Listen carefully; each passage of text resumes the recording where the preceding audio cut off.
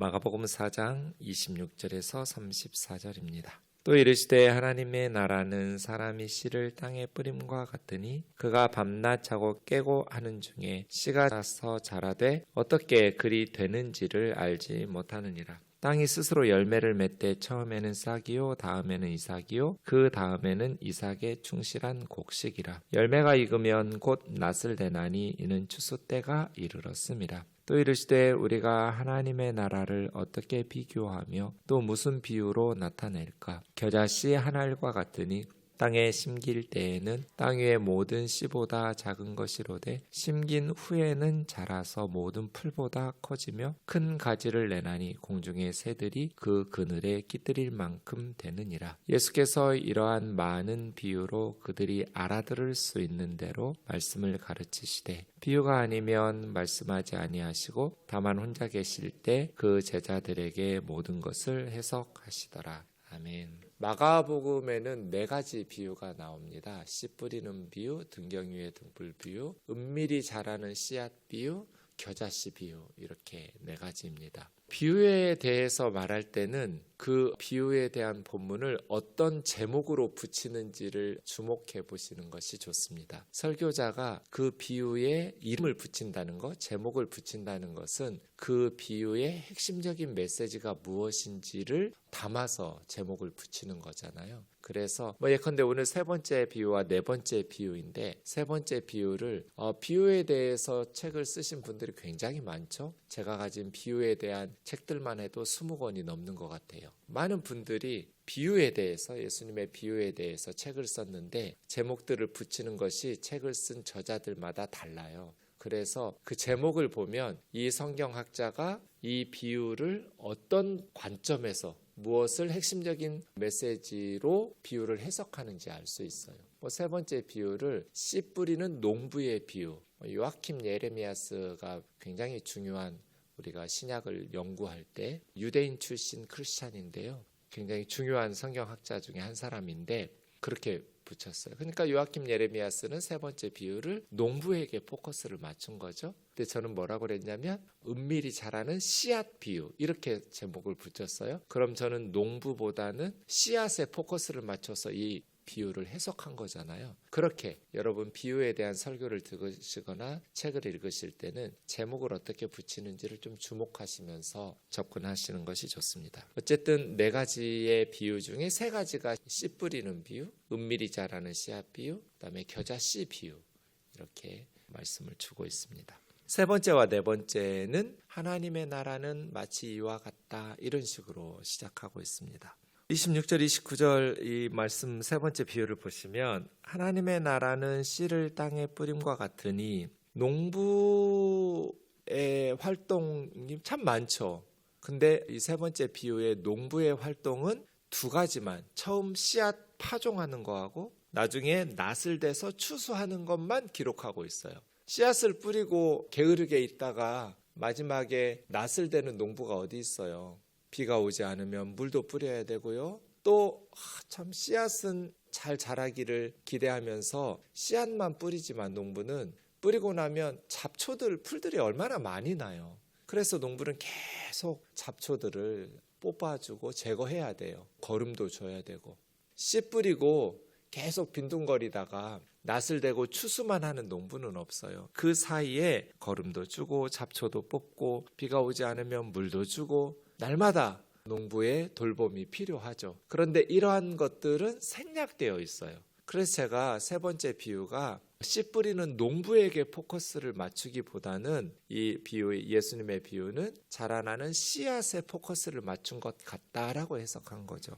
농부는 27절에 밤낮 자고 깨고 하는 중에 주목해 보시면 유대인들의 시간 개념이 나오죠. 우리 같으면 낮, 밤 이렇게 할 것 같잖아요. 일하고 자는 중에 이럴 것 같은데 유대인들은 밤부터 하루가 시작되거든요. 해 떨어지는 시간부터 하루의 시작이에요.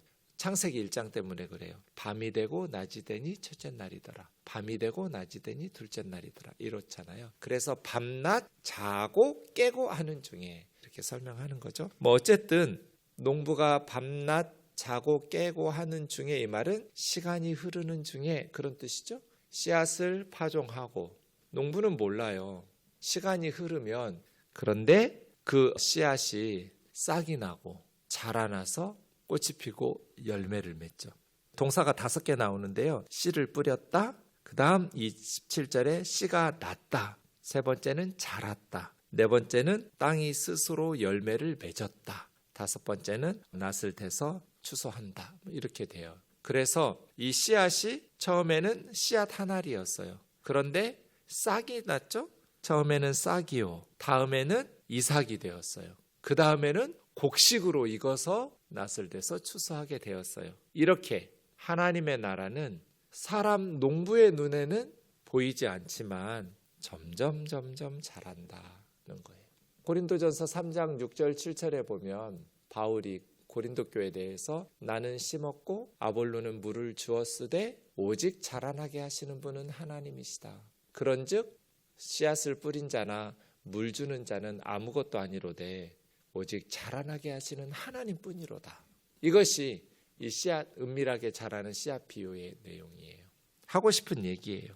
농부는 씨앗을 뿌려요. 온갖 정성을 다해서 그 씨앗이 많은 열매를 맺도록 수고해요. 하지만 많은 수고를 하는 농부가 그 씨앗의 운명을 책임지는 거 아니에요. 하나님의 나라는 불완전한 인간의 손에 달린 것이 아니라 하나님의 손에 달려 있다는 거예요. 어느 농부가 씨앗을 자라게 할 수는 없어요. 막 씨앗을 빨리 자라게 하려고 농부가 그 줄기를 잡아 빼고 하면 그 나무 곡식은 죽을 거예요. 오직 자라나게 하시는 분은 하나님이시다. 농부는 잘 눈에 보이지 않아서 모르지만 그냥 자고 깨고 하는 중에 하나님께서 자라나게 하신다. 이것이 하나님의 나라다. 지나놓고 보니 정말 이 비유가 맞는 것 같아요. 노심초사하면서 우리가 누군가에게 복음을 전하고 말씀을 가르치고 설교를 하고 성경 공부를 하고 잘 자랄까 염려하고 근심하지만 그 씨앗이 자라요. 지나놓고 보니 그래요. 참 부족한 일꾼이었는데 하나님께서 귀한 곡식들이 자라나게 하셨어요. 선교사가 되기도 하고 목회자가 되기도 하고 그 과정 속에서 수많은 암에 걸리기도 하고 엄청난 일들을 겪어내는데도 불구하고 자라났어요. 농부가 한 일이 아니에요. 부족한 인간이 한 일이 아니에요. 노심초사하면서 씨앗 뿌리고 열매 맺을 수 있을까? 싹이나 날 수 있을까? 꽃이 피어 곡식이 되어 하나님 나라 일꾼 될 수 있을까? 그런데 교회도 자라고 교우들도 자라나고 곡식이 되어서 천국의 알곡이 되어 천국 창고에 들어가는 교우들을 보면 너무 감사할 때가 많아요. 하나님의 나라는 불완전한 인간의 손에 달려있는 것이 아니다. 씨앗 뿌리고 물도 주고 수고하지만 뿌리는 자와 물 주는 자는 아무것도 아니로되 오직 하나님께서 자라나게 하신다. 하나님께서 책임지시고 하나님께서 열매 맺고 곡식 되게 하신다. 우리는 이것을 신뢰하면서 확신하면서 평안을 누릴 수 있어요. 하나님의 나라는 불완전한 인간의 손에 달려있는 것이 아니다. 하나님께서 책임지시고 하나님께서 자라나게 하신다. 세 번째 비유입니다. 이 세 번째 비유는 마가복음에만 나오는 비유입니다. 마태와 누가에는 나오지 않는, 요한복음에는 비유가 없어요. 그러니 사복음서 중에 마가복음에만 나오는 특이한 비유예요. 마지막 네 번째 비유는 겨자씨 비유여서 우리가 마태 누가에도 나오는 잘 아는 비유입니다. 하나님 나라를 어떻게 비교할까? 겨자씨 한 알 같다. 이 비유 나올 때마다 제가 드는 예인데요. 제가 대학교에 다닐 때 체프를 드리는데 우리 선배 목사님이 성지순례 다녀왔다 하시면서 선물 하나씩 줬는데 책갈피였어요. 말씀 구절이 있었고 한쪽에는 겨자씨, 그 다음에 한쪽에는 사해바다 소금, 이렇게 해서 코팅해가지고 모든 예배에 온 후배들, 학생들에게 선물을 줬어요. 근데 저는 딱 보고 그냥 의심의 여지 없이 앞으로 나갔어요. 목사님, 저 거는 겨자씨가 없다고, 잘못 주셨다고, 딴 걸로 바꿔달라고. 목사님이 제 걸 받아보시니 많구만 그래요. 예? 하고 제가 다시 봤더니 점이 찍혀 있더라고요. 몇 개가. 그 겨자씨예요. 그 기억이 항상 나요. 아, 예수님이 겨자씨가 작다고 하더니 정말 작은 씨앗이구나. 그런데 그 작은 씨앗도 몇 알이에요? 제 얼굴 보면 답 안 나와요. 하나님의 나라는 겨자씨 몇 알이에요? 한 알이에요. 이게 하나님의 나라라는 거예요. 그런데 땅에 심길 때에는 모든 씨앗보다 작은데 그것이 자라날 때는 모든 풀보다 커지고 큰 가지를 내서 공중의 새들이 깃들일 만큼. 에스겔서에 보면 공중의 새들이 깃들이는 나무는 이 새들은 여러 나라, 여러 민족이거든요. 그러니까 여러 나라 사람들이 그늘을 찾고 깃들여서 생활할 만큼 크게 자라난다는 거잖아요. 이것이 하나님의 나라라고. 작게 시작해요. 사람들 눈에 보이지도 않게 시작해요. 목수이신 예수님, 몇 명의 제자들, 눈에 보이지도 않게 작은 씨앗 한 알로 시작돼요. 그런데 하나님께서 세 번째 비유처럼 자라나게 하세요. 그래서 모든 풀보다 커지면서 큰 가지를 맺어 많은 새들이 와서, 새는 복수예요. 한 마리 새가 아니에요. 씨앗은 한 알이었는데 공중의 새들이 그 그늘에 깃들일 만큼 되느니라. 하나님의 나라는 점점 커지는 거죠. 정말 하나님의 나라가 그런 것 같아요. 지금 보세요. 온 열방에 하나님의 나라가 자라나고 있잖아요. 씨앗 한 알이 들어가면 자라나기 시작해요. 저희 할머니는 저 어릴 때 할머니네 친정, 할머니네 외가 쪽에 가면, 친정에 가면 되게 좋았어요. 왜냐하면 부잣집이거든요. 우리 할머니는 부잣집 귀한 딸이었는데 망해가는 정씨 집안에 시집을 오셨어요. 그래서 아버지가 저 어릴 때 우리 집이 얼마나 잘 살았었는지 아버지 어릴 때 얘기를 하면 저는 잘 안 믿었어요. 지금은 그냥 평범한 농부였으니까요. 제 눈에 보이는 거는. 근데 아버지 말이 사실인 걸 두 가지로 확인해요. 첫 번째는 가끔 가다가 나이 많은 동네 할아버지들 만나요. 그럼 제가 인사를 해요. 누구냐? 네, 저 아무개예요. 아, 누구 아들? 하면서 저희 할아버지 얘기를 해요. 너희 할아버지 덕분에 나는 살았다. 이러이러한 분이셨다. 저는 할아버지를 본 적이 없어요. 태어나기도 전에 돌아가셨으니까요. 근데 저희 할아버지가 자기 아버지를 몰래 속여가지고 증조 할아버지를 속이면서 돈을 빼돌려서 지은 집이 저희 옆 동네에 있었어요. 기와집인데요. 그 동네에서 제일 큰 집이었어요. 그러니까 자기 아버지 몰래 이렇게 돈을 빼돌려서 지은 기와집이 그 동네에서 제일 큰 기와집일 만큼. 종들이 수십 명이었대요. 증조 할아버지 때. 뭐 이렇게 두 가지 할아버지들의 이야기나 그 기와집을 볼 때 아버지 말이 거짓말이 아니었구나. 부잣집이었구나. 우리 할머니는 그러니까 부잣집 딸로 태어나서 망해가는 부잣집 아들하고 결혼했어요. 그래서 망한 거죠. 시집을 잘못 온 거예요. 근데 뭐 있는 집안이었으니까 가난해졌지만 제사를 얼마나 열심히 지냈겠어요. 1년이면 열 몇 번씩 없는 살림에 제사 지내는 것이 할머니가 힘들었나 봐요. 그래서 우리 할머니가 가만 보니까 예수님을 믿는 사람들, 교회 다니는 사람들은 제사를 안 지내는 거예요. 그래서 교회 나갔어요. 노년에. 제사 때문에. 내가 이 가난한 집안에 평생 제사 지냈는데 그냥 예수 믿고 우리 자식들 제사 안 지내게 해야겠다. 겨자씨 한 알이죠. 예수 믿는 사람 아무도 없었어요. 저희 집안에. 그냥 할머니가 노년에 평생 가난한 집에서 1년에 열 몇 번씩 제사 지내는 거 지긋지긋해가지고 그래서 예수 믿는 권찰이었어요. 집사도 아니었어요. 한순위 권찰. 돌아가셨어요. 근데 눈을 안 감아요. 숨은 멎었는데. 그때 시골에는 목회자도 없어가지고 감겨주면 뜨고 감겨주면 뜨고. 그래서 한 친척이 그랬대요. 예배를 드려야 되나 보다. 얘가 가려나 보다.